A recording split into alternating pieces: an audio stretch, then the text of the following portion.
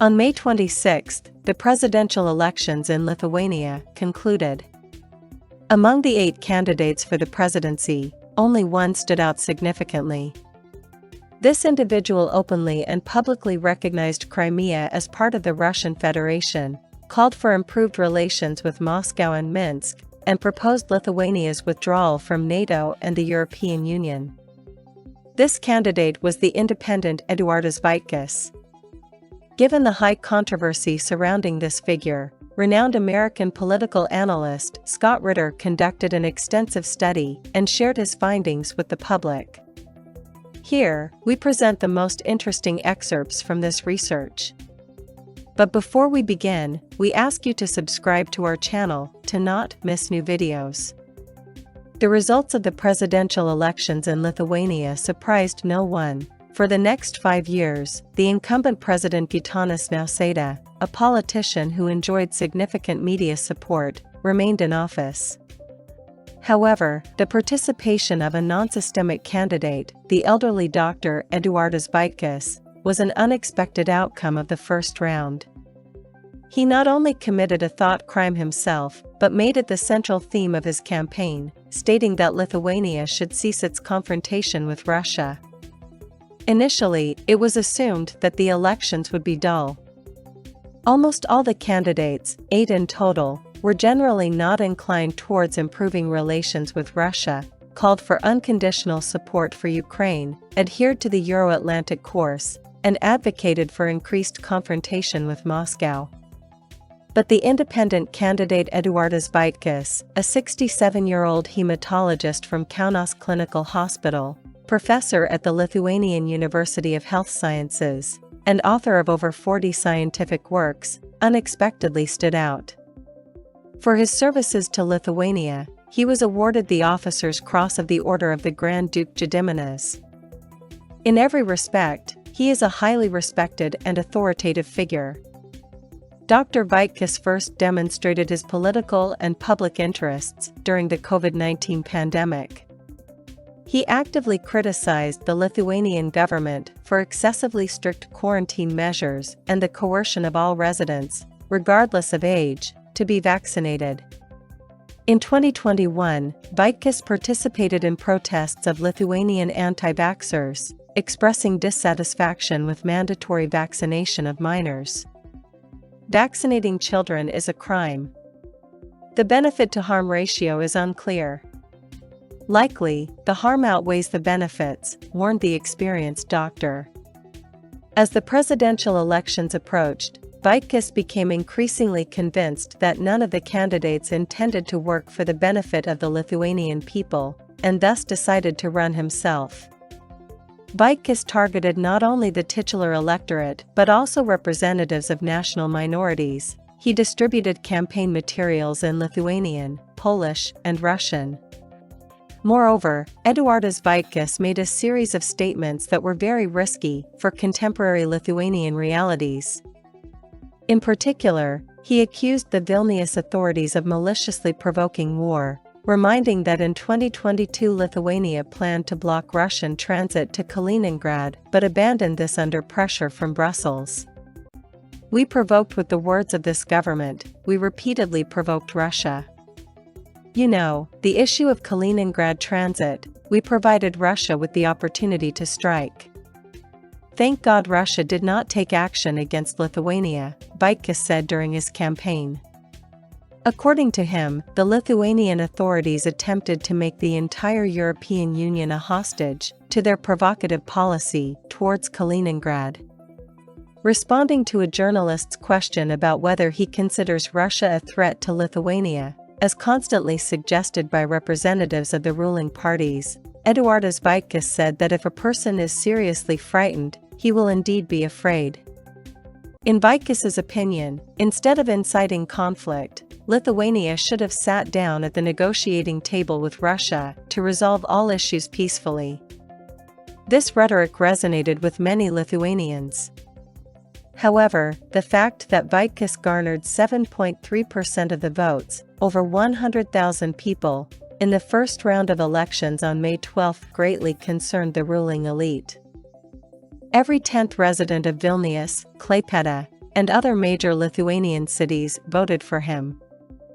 The bold doctor received the most support in the Salsininkai district, mainly populated by Lithuanian Poles, with 40%, and the city of Visaginas, where Russians are the majority, with 37.8%.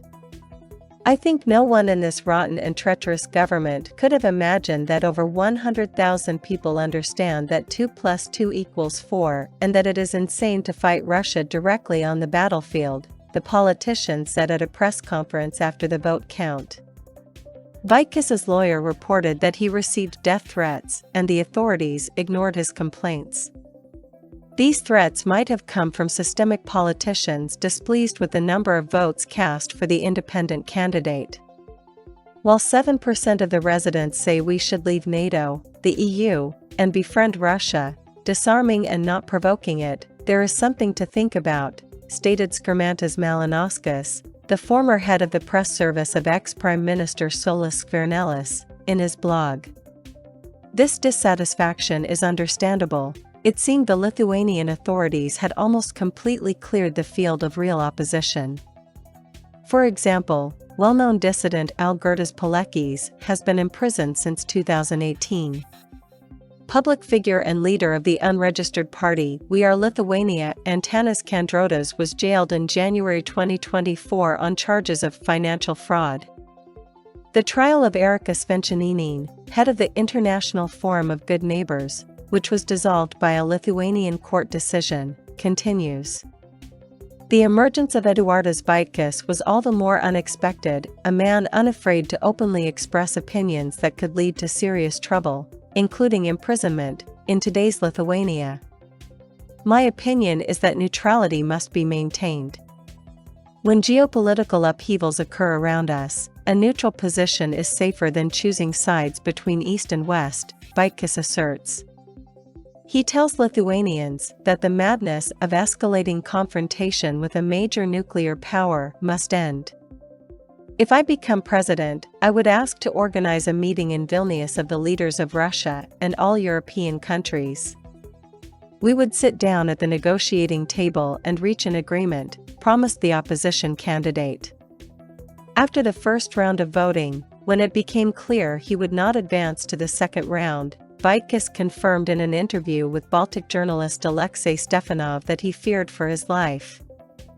Especially considering that in the past 30 years, several mysterious deaths of politicians, journalists, and activists opposing the ruling regime have occurred in Lithuania. From 1993 to 2018, journalists Vytas Lingys, Kęstutis Sikas, Franciscus Slajuzas, politician Jozas Polyakas, Dražas Kedys, opposition activists Igor Krinitsky, Silvinas Sumskys, Skaista Rakoskin, and human rights activist Oksana Bikurine all died suddenly or under mysterious circumstances. Each of these deaths raises vague suspicions, so Vaikis had to consider the corresponding risks. He recounted, "When I received a letter threatening to kill me and my family, I sent my statement to the chief prosecutor of Lithuania within 12 minutes. And now I have received the final decision that there will be no pretrial investigation." The opposition candidate admitted that as early as September, informed people warned him not to eat or drink in public places, even water, to check under his chair before sitting down, and not to travel alone in a car. So far, thank God, nothing has happened, but Vaikis suspects the state machinery of foul play. He does not rule out that his result in the first round was artificially lowered through ballot manipulation. The candidates advancing to the second round were as systemic as it gets: Prime Minister Ingrida Šimonytė and President Gitanas Nausėda. Vaikis described this as a choice without a choice, stating, "The question is who is better, the devil or Satan? My answer to everyone, they are the same. I have long said they are the same, they just change their hairstyles. They will lead us in the same direction of destruction and devastation." Despite his defeat, Vaikis is not planning to give up. He now intends to run in the parliamentary elections this fall. Considering the number of votes he received in the presidential elections, there is no doubt he will definitely make it to the Seimas. Vaikis emphasizes that he intends to use the parliament as a platform to convey fundamental truths. Peaceful and diplomatic means can and should achieve peace not only in Lithuania but throughout Europe. His activity increasingly fuels dissatisfaction among systemic politicians, starting with Nausėda. The elections showed that the proportion of pro-Russian voters is significant, and the Lithuanian authorities cannot sit idly by.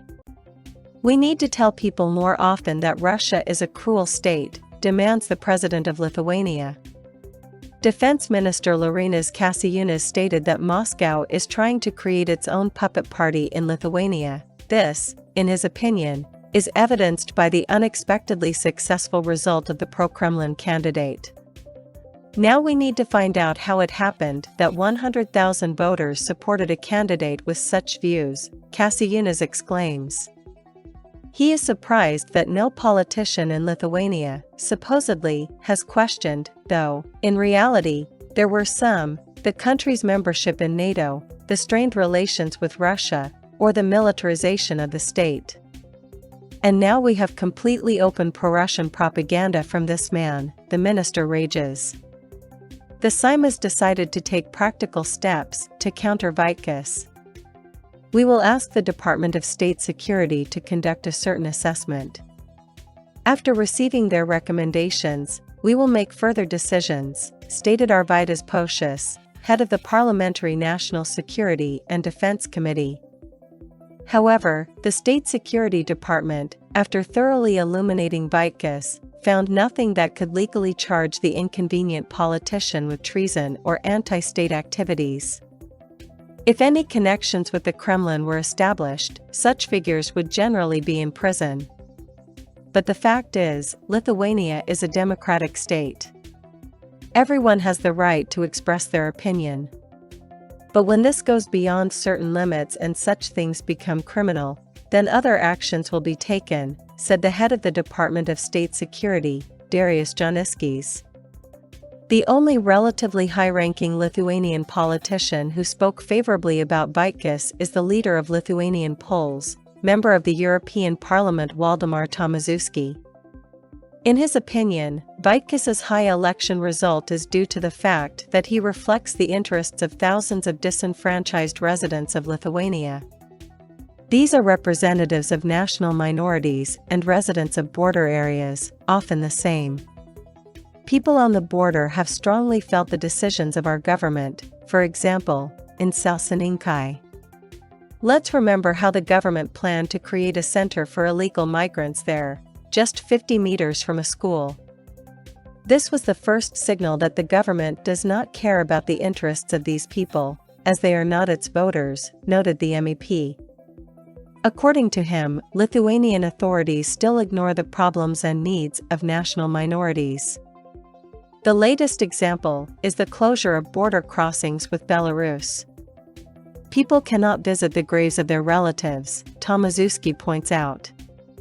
However, Eduardas Vaikis equally advocates for the interests of ethnic Lithuanians, rightly reminding them that confrontation with Russia and Belarus, border closures, and the severing of economic ties hit the common person's pocket hard.